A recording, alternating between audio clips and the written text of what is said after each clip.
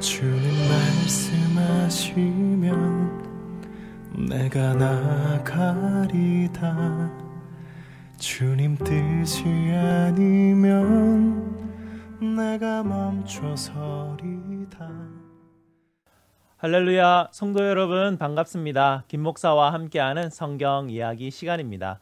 오늘은 예수님 비유 시리즈 11번째 시간으로 나사로와 부자 비유를 이야기하려고 합니다.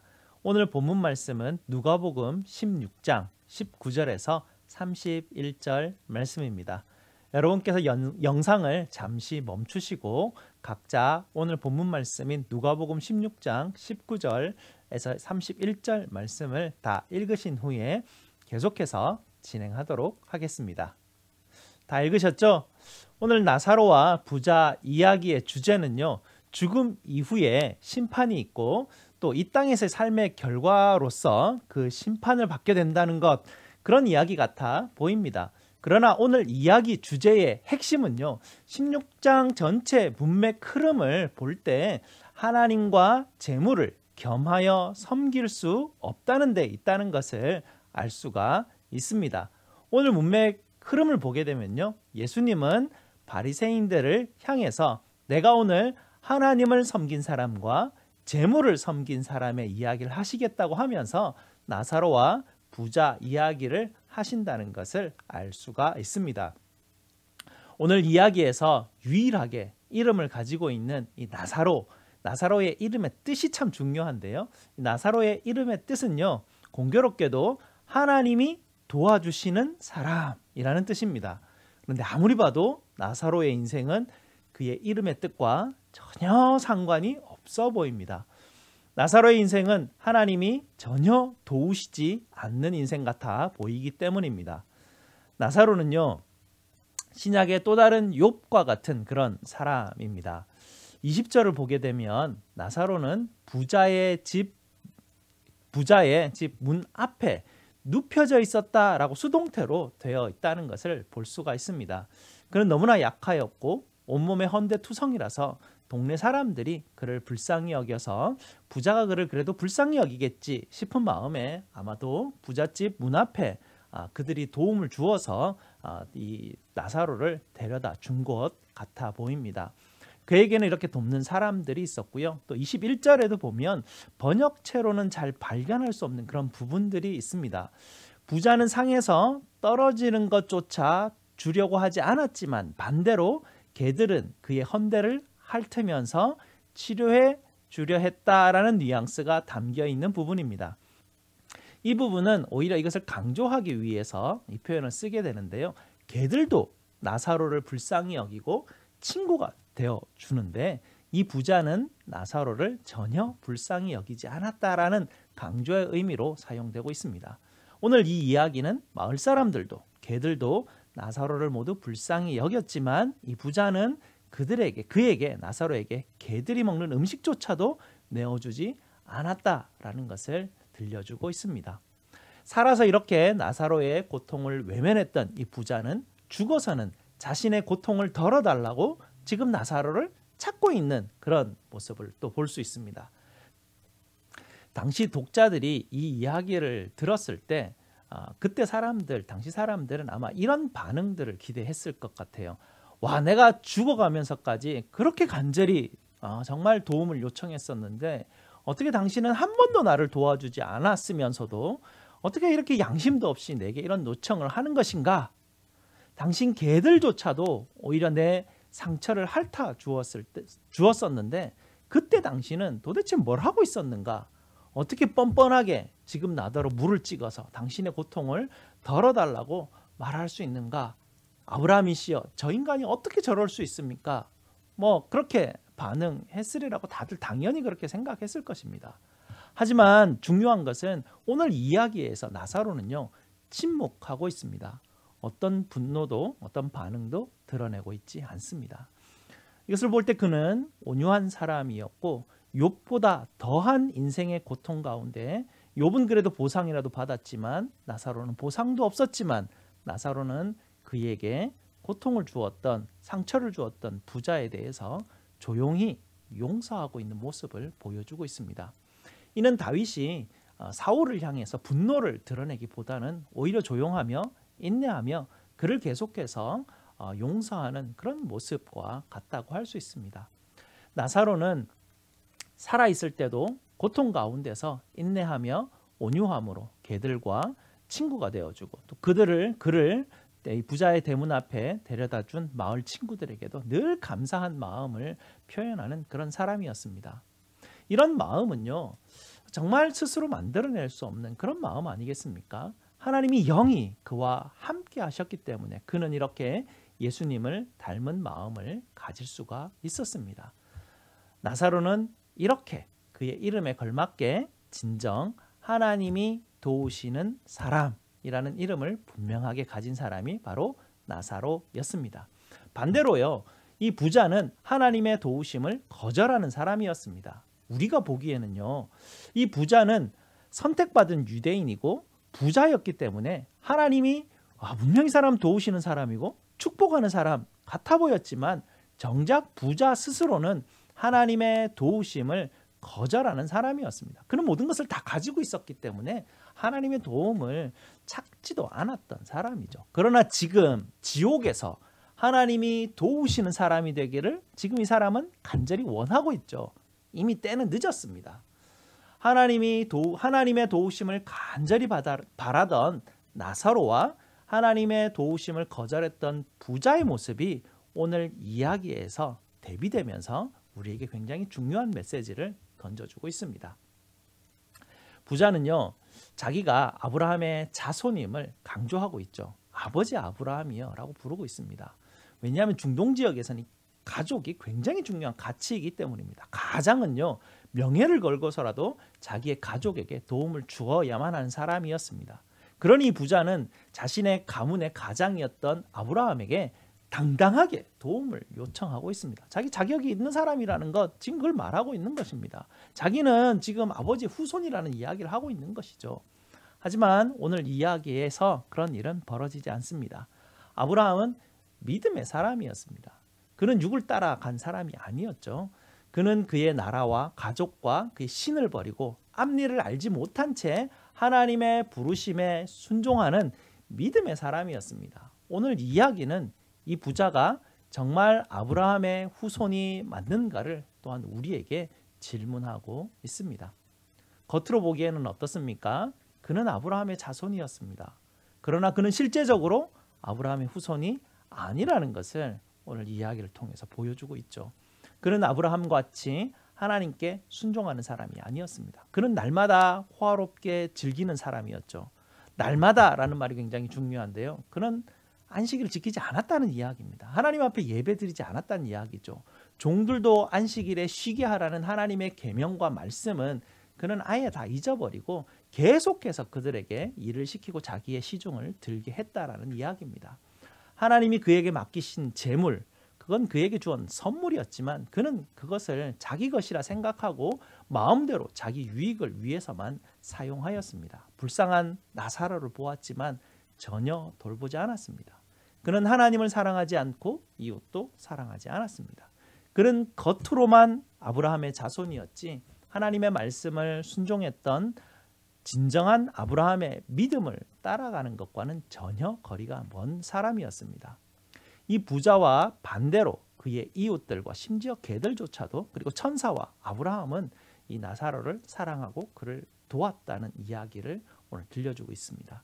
오늘 이야기는 어떻게 보면 이웃을 어떻게 사랑해야 하는가에 대한 주님의 새 계명과도 연결되는 이야기입니다. 겉보기에 우리는 예수 믿는 사람들입니다. 그러나 오늘 이 이야기를 통해서 우리도 스스로에게 질문을 한번 해보아야 합니다. 나는 정말 예수 믿는 사람인가? 나는 정말 예수님의 말씀대로 순종하기를 원하는 사람인가? 나는 정말 아무 자격 없는 사람임을, 그러나 주님의 헤아릴 수 없는 그 큰 은혜, 사랑을 받은 사람임을 내가 깨닫고 인정하고 그것에 감사하며 겸손하게 또 다른 사람들에게 용서와 하나님의 사랑을 전하고 있는가? 마지막 부분에서도 부자는 믿음에 관해서 전혀 이해하지 못하고 있다는 것을 보여주고 있습니다. 부자는 여전히 또 나사로를 시켜서 자기 가족들을 구원하게 해달라고 요청합니다.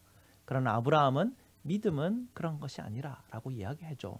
아무리 죽은 자가 살아나서 증언하여도 말씀을 듣는 귀가 없으면 믿음을 선물로 받을 수 없고 회개할 수 없음을 말합니다. 그런데요, 사실은 우리도 마찬가지입니다. 죽은 자가 살아나면 설마 믿겠지라고 생각할 수 있습니다. 그러나 아브라함의 말이, 오늘 이 이야기에 들려주는 아브라함의 말이 옳은 말 맞습니다. 예수님을 사랑하시던 그 나사로, 여러분 혹시 기억하시죠? 예수님은 죽은 나사로를 살리셨습니다. 대제사장은요, 예수님께서 죽은 나사로를 살리신 것을 분명하게 들었습니다. 분명한 증거를 그는 보았고 알고 있었습니다. 그럼에도 불구하고 대제사장이 그것을 듣고, 그 소식을 듣고 예수님이 메시아구나라고 회개했습니까? 오히려 나사로가 살아난 사건을 통해서 대제사장은 예수님을 더욱 반대하고 죽이기로 결심하는 사람이 됩니다. 믿음은요, 뭔가 대단한 사건이나 경험을 통해서 생겨나는 것이 아님을 알 수가 있습니다. 부자의 5 형제들이 거지 나사로가 살아나는 그런 대단한 경험을 한다 할지라도 하나님의 말씀에 순종한 아브라함의 그 믿음의 길을 따라서 순종하는 삶을 살아가지 않는다면 아무런 소용이 없는 것입니다. 하나님은 사람들에게 재물을 선물로 주실 수도 있고요, 고난을 주실 수도 있습니다. 그런데 재물을 선물로 주신다고 그것이 그에게 축복이 되는 것이 아님을, 또 고난을 주신다고 그것이 그에게 벌이 되는 것이 아님을 분명하게 예수님은 가르쳐주고 계십니다. 하나님은 어떤 사람에게는 5을 주시고 어떤 사람에게는 하나를 주시기도 합니다. 우리는 여기에서, 우리 인생에서 우리가 해야 될 가장 중요한 질문이 있습니다. 그 중요한 질문은요, 하나님 왜 저 사람은 5을 주고 저는 하나밖에 주시지 않나요? 이것을 묻는 것이 아닙니다. 가장 중요한 질문은 하나님이 내게 주신 것을 가지고 내가 어떻게 살아가야 하는가의 문제입니다. 이것이 우리에게 있어서 아주 중요한 문제입니다. 오늘 이야기에서 유일하게 이름을 가진 이 나사로, 하나님이 도우시는 이 사람은 끝까지 침묵을 유지하고 있지 않습니까? 이 나사로의, 이 이야기에서 나타나는 이 나사로의 침묵은 어떤 말보다 더욱더 강력한 웅변이 되어서 우리에게 외치고 있습니다. 나사로는 하나님이 사람들 각자에게 나누어 주시는 선물에 대해서 전혀 불평하고 있지 않습니다. 왜 어떤 사람에게는 더 많이 주시고 왜 자신에게는 고난만 주시는가 불평하지 않았습니다. 또한 죽어서도 부자와 자신의 위치가 바뀌었지만 나사로는 기뻐하지도 않았고요. 부자가 자신에게 부당한 요구를 하지만 항의하거나 분노하지도 않았습니다. 나사로는 하나님께서 그에게 주시는 그 하나, 이 작은 것, 이 고난을 붙들고 자신을 도우시는 그 하나님을 붙들고 살았던 사람입니다. 그의 이름대로 그는 진정 하나님이 도우시는 사람이었음을 오늘 이야기를 통해서 주님은 우리에게 보여주고 계십니다. 반대로 부자는 하나님이 많은 것을 주셨지만 그는 하나님이 주신 것을 가지고 하나님의 일을 하지 않고 자기의 유익과 즐거움과 호화로움을 누렸던 사람입니다. 달란트 비유의 거꾸로 반대의 현상들이 일어나고 있는 것이죠. 성도 여러분, 오늘 이야기에서 우리가 기억해야 될 것은 나는 나사로이다. 나는 하나님이 도우시는 사람이다. 이 중요한 사실을 우리는 기억해야 할 것입니다. 하나님이 도우시는 사람은 자신에게 주어진 재산을, 자기에게 하나님께서 주신 선물을 자기 것이라 생각하지 않고 주님이 주신 것에 대한 청지기 역할을 잘 감당하려고 하는 사람입니다. 또한 하나님이 도우시는 사람은 고난 가운데에서도 하나님의 선하심을 붙들고 인내하는 사람들입니다. 성도 여러분, 진정한 하나님이 도우시는 사람인 진정한 나사로가 되시기 바랍니다.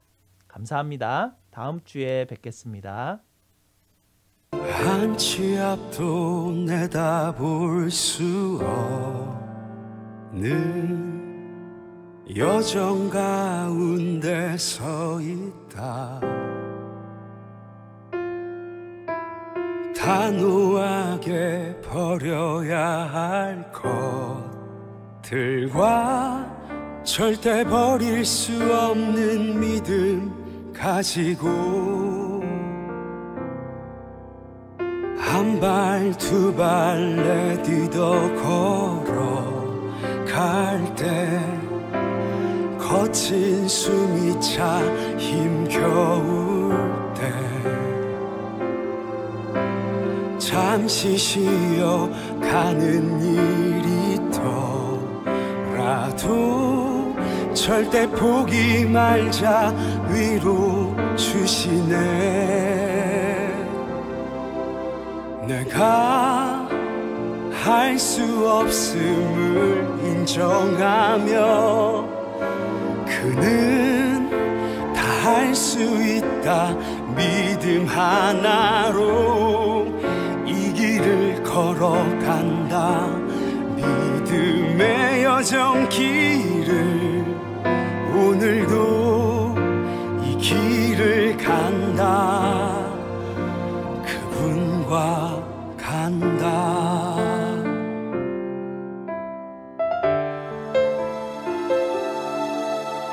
한 발 두 발 내딛어 걸어갈 때 거친 숨이 차 힘겨울 때 잠시 쉬어 가는 일이 있더라도 절대 포기 말자 위로 주시네. 내가 할 수 없음을 인정하며 그는 다 할 수 있다 믿음 하나로 이 길을 걸어간다. 믿음의 여정 길을 오늘도 이 길을 간다. 나의 생각과 계획들이 아닌 오직 단 하나의 이 길을 간다. 그분의 생각 따라 그분의 계획 따라 믿음의 여정을 한다. 그분과 간다.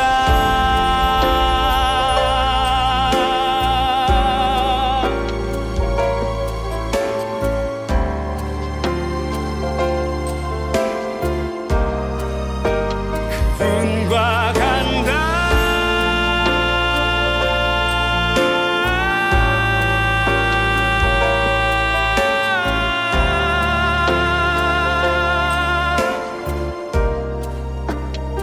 그분과